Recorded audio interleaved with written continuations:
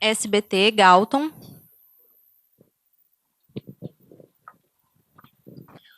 Bom dia, ministro. Bom dia, diretor. Nessa pegada dos presos faccionados, o governo do Distrito Federal entrou com uma ação no Supremo na quarta-feira contra a permanência do Marcola. Como o MJ encara esse pedido do governo do DF? Sobre isso, nós já nos manifestamos anteriormente.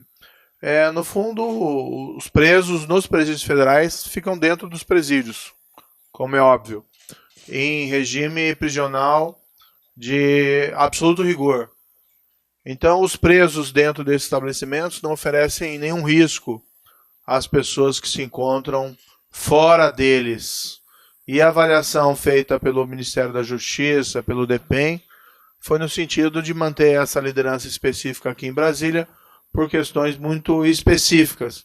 Então, enfim, o que eu tenho dito é que a única pessoa que tem reclamado sobre essa permanência é o governador do Distrito Federal, a meu ver, mais por razões políticas do que por razões concretas.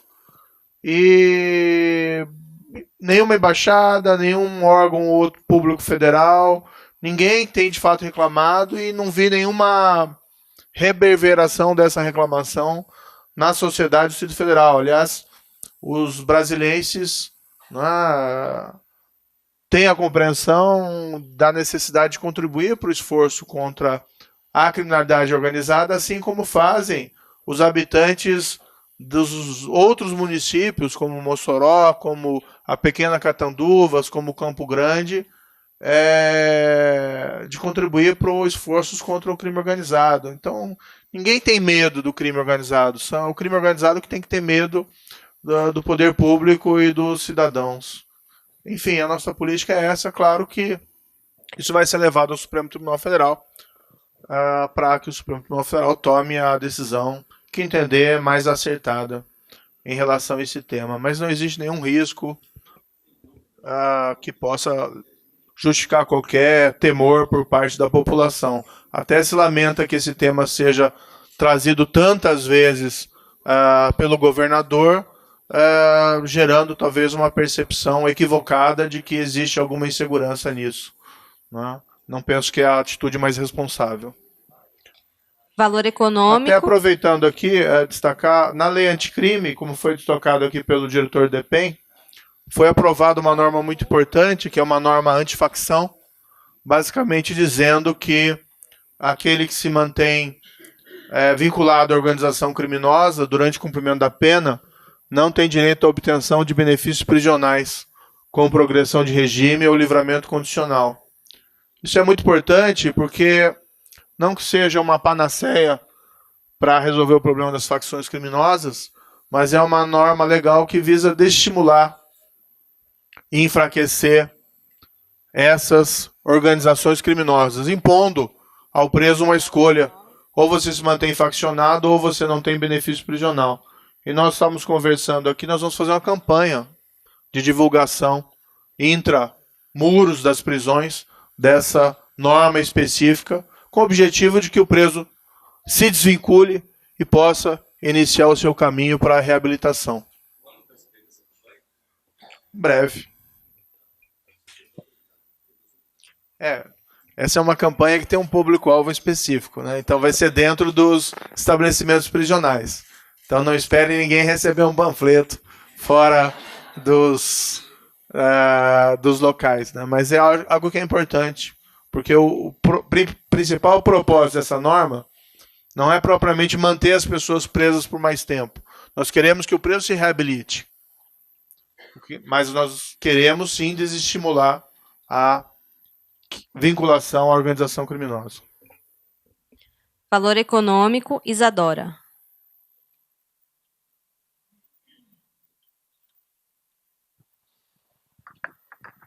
Ministro, o senhor teve essa semana lá com a ministra Rosa no Supremo, e eu queria saber como é que está essa questão do Fundo Nacional.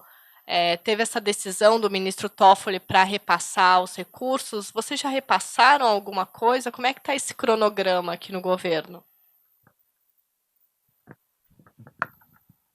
Só agregando da minha resposta anterior, um fato relevante, os presídios federais não têm histórico de fugas, nunca ninguém fugiu no presídio federal, rebelião, nunca houve rebelião. Por outro lado, não há nenhum caso de celular encontrado dentro de presídio federal, porque celular não entra em presídio federal com o rigoroso esquema de segurança que ali existe. Então isso é importante também ser destacado, até para deixar claro que a permanência dessas lideranças nos presídios federais visa exatamente neutralizá-las, neutralizar a capacidade delas de comandarem crimes de dentro dos estabelecimentos. Em relação à questão colocada, houve uma decisão judicial, ela está sendo cumprida, não é assim algo tão simples porque envolve a alteração da lei orçamentária. Isso está sendo tratado dentro do governo e basicamente foi essa comunicação feita à ministra. A decisão evidentemente vai ser cumprida, uma decisão judicial, mas existe todo um procedimento para que isso seja feito que leva um pouco mais de tempo. Nesse momento, abriremos as considerações perguntas. adicionais aqui, tá? Realmente muito... Um elogio ao diretor aqui, o Fabiano Bordião, mas toda a sua equipe. Esse tipo de instrumentos de pesquisa, análise, não existia antes, né? Na verdade, o Ministério da Justiça e Segurança Pública ele tem trabalhado para tentar realizar várias entregas importantes, concretas, né? O aumento de vagas, trabalho do preso. Hoje tivemos esse dado, que ainda não é estatística oficial, mas que os assassinatos caíram 19% em 2019, o que não tem precedentes históricos. Mas assim, a parte de estatística, de informação, tem sido também um destaque. Hoje nós estamos falando aqui dos dados do sistema penitenciário, mas não tínhamos, até março de 2019, estatísticas nacionais sobre os principais indicadores criminais. Isso foi agora resolvido através do Sinesp, e também temos isso em transparência ativa, e esse tipo de dados, não só o fato dos dados estarem mais próximos do momento atual, né? Aqui nós temos o que nós recebemos em 2016, no começo de 2019, que se reportava em 2016, agora nós estamos em 2020 falando do primeiro semestre de 2019, mas além disso toda essa instrumentação. E se vê também uma série de inverdades que são colocadas sobre o sistema carcerário. Uma expectativa de aumento de 8% ao ano não se concretizou. Houve um aumento de 3%, 3,8%. Número de presos provisórios, sempre se fala demais que se prende muito cautelarmente no Brasil, não é. 33% ou 34%, segundo outra metodologia, não é um percentual diferente do que tem na França, ou, por exemplo, da maioria dos países europeus. Enfim, fica aí o elogio ao trabalho do DEPEN, principalmente aqui, de disponibilizar esse instrumento relevante de informação à sociedade e, inclusive, também para a pesquisa científica, e que nós vamos poder usar para construir políticas públicas mais sólidas nessa área do sistema carcerário. Nesse momento, abriremos as perguntas dos jornalistas inscritos. Daniele, da EBC. Não? Aqui, ó. Próximo. O Globo, Marco. Só um dado aqui, ó, que foi no passado. Presos provisórios, percentual em outros países. Suíça, 42%. Canadá, 38%. Bélgica, 35%. Dinamarca, 35%. Brasil, 34%. Né? Às vezes se fala essa questão, muito a prisão cautelar, exagero e tal. Normalmente querendo que isso, vamos dizer assim, comova o sistema de justiça para soltar, às vezes, criminosos perigosos, violentos, crime organizado, por corrupção. E quando nós vamos ver os dados específicos, inclusive comparativos com outros países, não temos nenhuma situação anormal aqui no Brasil, não. Bom dia, Marco Grilo, do Jornal Globo. Minha pergunta é em relação ao número de vagas, porque mesmo com essa criação de 20 mil vagas no ano passado, o déficit é alto ainda. Para esse ano, existe alguma meta e de que forma o Ministério e o DPEM estão trabalhando com os estados para que esse problema seja amenizado? Bom, nós, ano passado fizemos 20 mil vagas. Se nós pegarmos, tem um levantamento do Tribunal de Contas da União que fala em 2000 a 2016 a média de 10 mil vagas por ano. Em alguns anos que não houve construção de nenhuma vaga. Então a média de 16 anos foi de 10 mil. Nós colocamos um objetivo difícil de alcançar de fazer 100 mil vagas em 4 anos. O ano passado fechamos com quase 20 mil vagas. Esse ano o departamento vai investir junto com os estados muito em reformas de unidades prisionais, que é a maneira mais rápida de você criar vagas. Às vezes é você aproveitar o que já existe e criar mais algumas condições para os presos, por exemplo, com uma cama a mais por cela, por exemplo, beliches que possam virar, às vezes, treliches, né, para a gente poder acomodar melhor a população prisional. E também a questão do trabalho, que isso faz com que o preso fique menos tempo em cela e possa produzir, e que unidades prisionais possam ser, inclusive, construídas a partir do trabalho dos presos. Então, o objetivo é ousado de fazer 100 mil vagas, isso vai melhorar a condição prisional no Brasil. Nós estamos também trabalhando para melhorar a perspectiva de parcerias público-privadas. As parcerias público-privadas podem ajudar, e o trabalho prisional pode ajudar, inclusive, a custear os investimentos privados na construção de novas unidades. Então, nós vamos com esse objetivo para esse ano também de 20 mil vagas, e, na verdade, a gente tem que fazer 25 mil para fechar em 100 mil, né? Mas eu vou dizer assim, é uma previsão, não quer dizer, mas é uma previsão bem ousada. Nós precisamos, é uma série histórica muito grande de reclamação sobre superpopulação e não fazer vagas. Nós não temos muitos presos no Brasil, nós temos poucas vagas para eles. E isso historicamente foi negligenciado. Então a gente está atacando essa questão com muita energia aí, com apoio muito grande do ministro, né, que tem nos ajudado aí na estruturação dessas parcerias e dessas. Nós já temos 2 projetos prontos que foram construídos o ano que vem, ano passado, junto com a Universidade Nacional de Brasília, e vamos fechar 6 projetos padronizados para ajudar os estados a fazer isso rapidamente. Gazeta do Povo, Kelly. Bom dia, ministro. Bom dia, diretor. Eu tenho 2 dúvidas, na verdade. A primeira, o senhor Bordignon comentou que a meta até o final deste governo é chegar em nenhum preso em delegacias, né, até o final do governo.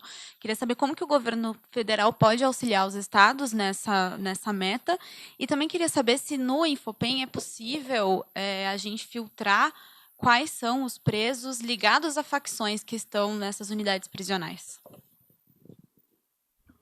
Bom, esse trabalho para diminuir, acabar com os presos em carceragem é um trabalho que a gente tem que fazer junto com os estados. Por exemplo, o Paraná tem um problema com essa questão de presos em carceragem, mas eles estão com várias obras em andamento e isso provavelmente vai resolver o problema durante ainda esse ciclo de 4 anos. Certo? Então, você veja aqui, eu peguei aqui a questão do Paraná em outras carceragens, 6.427 presos. Salvo engano, é o estado que tem mais. Eles já diminuíram em relação ao primeiro ciclo. Se pegar 2018 e 2019, o Paraná, por exemplo, já retirou muitos presos de carceragens. Isso é um trabalho muito importante. Então, a gente está ajudando os estados através dos recursos do Fundo Penitenciário. E a outra pergunta que você fez é... A diretoria de inteligência tem um estudo sobre as facções. A gente está trabalhando com a outra vertente do SISDEPEN, que é o SISDEPEN Indivíduos. Nós precisamos conhecer os presos do Brasil individualmente falando. Aqui eles não estão individualmente falando, certo? Agora, esse levantamento é um levantamento que não vai ser divulgado, mas eu digo a vocês, isso já é um dado preliminar, que nós não temos... O número de presos faccionados no Brasil é menor do que 10% da totalidade dos presos. O que a gente tem que fazer é classificar, separar melhor. O ministro sempre destaca a questão agora do pacote anticrime, que vai ter uma dificuldade maior para o faccionado progredir. no regime. Não, a gente não pode tratar um preso faccionado da mesma maneira que a gente trata um preso, entre aspas, normal, um preso que não faz parte de uma facção, que cometeu um erro, que está cumprindo a pena e que quer sair melhor para a sociedade. Então vamos trabalhar. Essa questão de classificação é uma questão que está na Lei de Execução Penal, desde 1984, que fala das comissões técnicas de classificação de presos.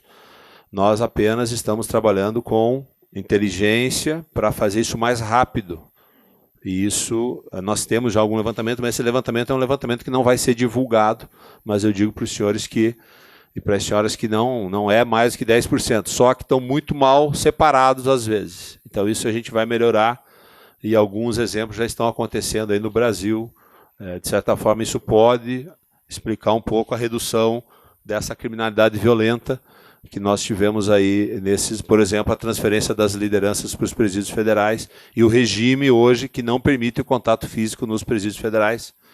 Começou no dia 13 de fevereiro, há um ano atrás, com a portaria do ministro da Justiça, e agora foi aprovado no pacote anticrime esse regime mais severo para os presídios federais. Isso é importante.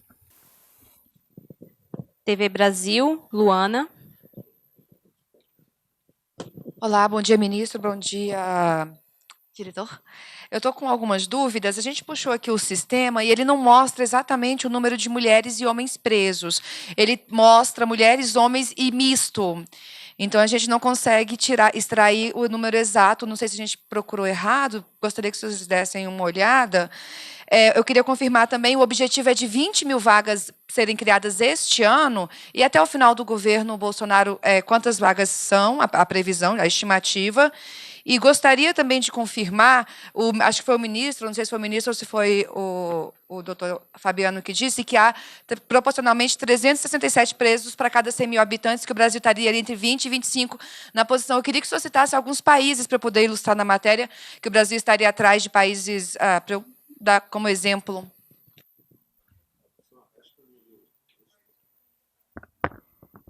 Bom, tem um site na internet que é o Prison Studies, que faz essa comparação entre todos os países do mundo.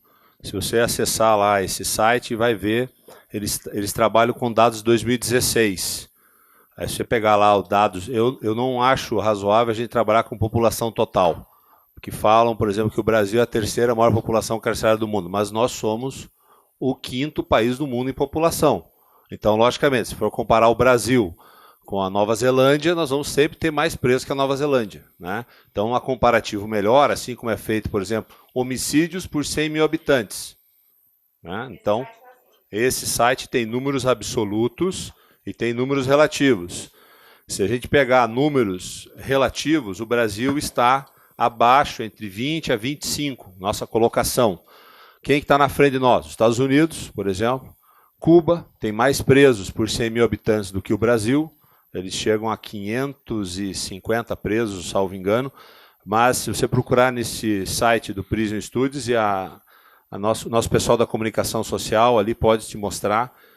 Eu pedi até uma última atualização. Agora, subindo esses dados, eles vão atualizar. Eles têm dados do Brasil 2016. Agora eles vão poder usar dados do Brasil 2019.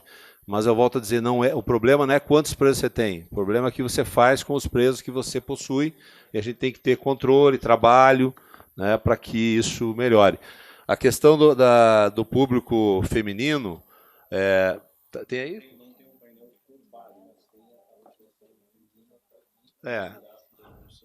Então, assim, nós... Sim.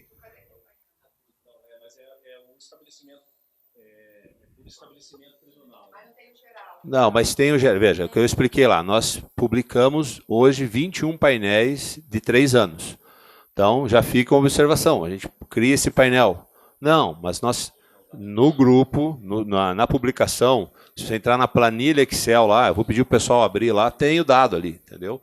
É que nós não vamos fazer 500 painéis, mas já fica a gente tem o dado da população feminina aí, né, 2019, ele vai pegar ali, ó, se não está no painel, muito claro, está na planilha, veja, essa planilha de cada ano tem isso aí por estado, então tem a população feminina, né, não precisa, tá ruim de ver, mas dá para ver tranquilo no computador, aqui a gente está meio longe aqui, veja ali, Stamar, que se consegue, tá?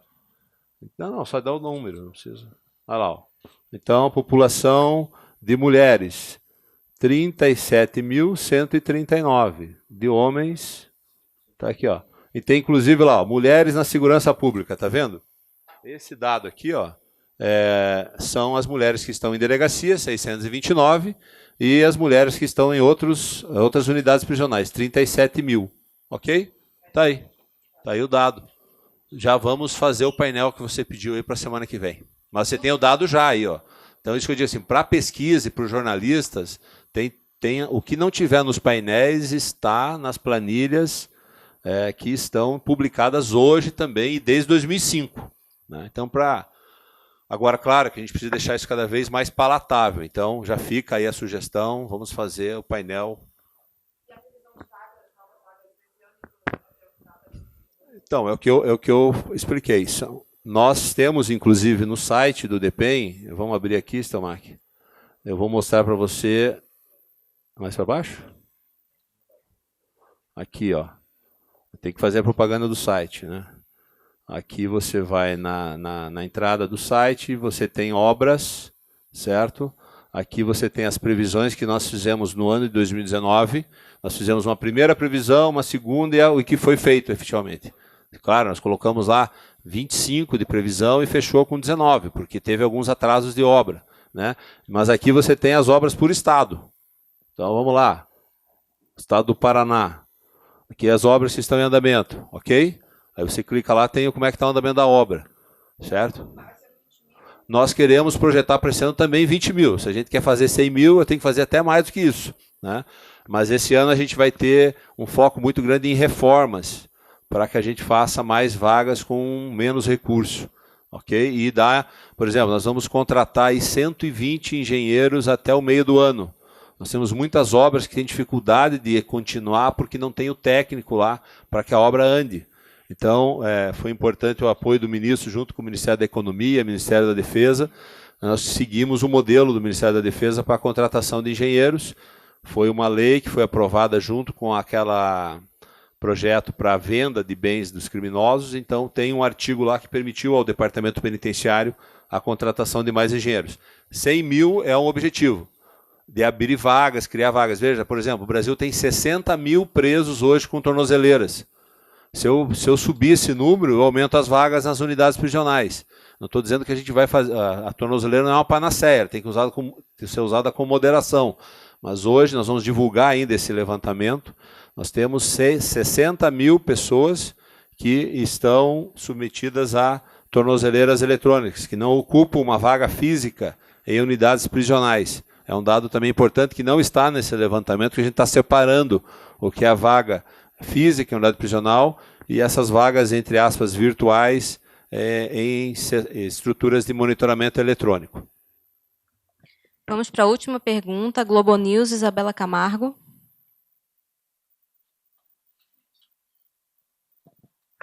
Bom dia, diretor. Bom dia, ministro. Doutor Fabiano, o senhor elencou alguns problemas aqui, né? São a falta de vagas, o senhor não considera o volume de presos um volume alto, o senhor elencou a falta de ocupação para presos, adiantando um número que não está consolidado. Queria fazer uma pergunta, se a reincidência também seria um problema, e se tudo isso que o senhor elencou, qual é a prioridade? 1, 2 e 3, na sequência, o que o senhor acha que tem que ir resolvendo para melhorar? E queria levantar uma segunda pergunta, se há algum projeto, alguma coisa dentro desses trabalhos que vocês estão fazendo de levantamento da população carcerária, especificamente para o público LGBT que está dentro de prisão. Obrigada. Bom, vamos lá. Para a gente, as prioridades são abertura de vagas e retomada de controle. Né? O trabalho é uma forma de você retomar o controle. O trabalho é uma forma de você melhorar a possibilidade de regresso do preso. Nós temos que ter uma atenção maior ao egresso, aquele que está saindo. Por exemplo, se ele trabalha, um exemplo Santa Catarina, que eu sempre coloco, que nós visitamos lá e que o DEPEN fez várias reuniões e mostrou para vários estados. Hoje nós temos vários estados adotando uma metodologia muito similar a Santa Catarina. O preso lá recebe R$1.000, um salário mínimo, e devolve 25% disso. E então recebe 750. Desses 750, 250 aproximadamente fica no pecúlio dele. Para daqui 10 anos, quando ele sair, ele ter uma poupança para ele poder fazer alguma coisa fora. Ele sair com alguma perspectiva. Ele aprendeu uma profissão no cárcere e ele tem recursos para começar um pequeno empreendimento. Então, esse é o trabalho. Nós nunca medimos de uma maneira científica a reincidência no Brasil.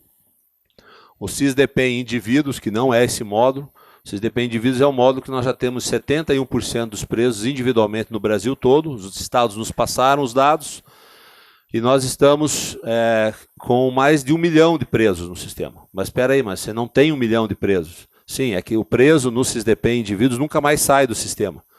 Então ele entra no sistema, ele não sai, porque a gente consegue medir se ele voltar à reincidência. Então, nós esperamos até o final desse governo, até 2022, ou antes, conseguir publicar um dado científico sobre efetivamente a reincidência.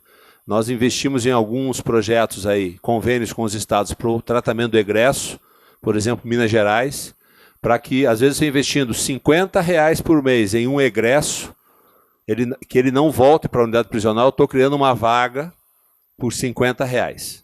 Então, isso é uma questão realmente de gestão. Nós precisamos ter um olhar muito aprofundado sobre a questão do egresso, para que ele saia da cadeia e não volte mais para a cadeia. Porque isso aí é realmente uma questão que nós precisamos evoluir muito na questão do tratamento do egresso. O departamento, então, esse ano celebrou aproximadamente 13 convênios, salvo engano, 13 convênios com unidades federativas, para a gente começar a trabalhar muito na questão da porta de saída. Não é sair o preso sem nenhuma profissão, sem nada, sem nenhuma estrutura familiar, é muito importante também, então a gente tem que trabalhar isso junto com o Poder Judiciário, os escritórios sociais, o DEPEN está... acho que foi essa a pergunta, né? Que você tem mais alguma coisa ou não? Não sei se...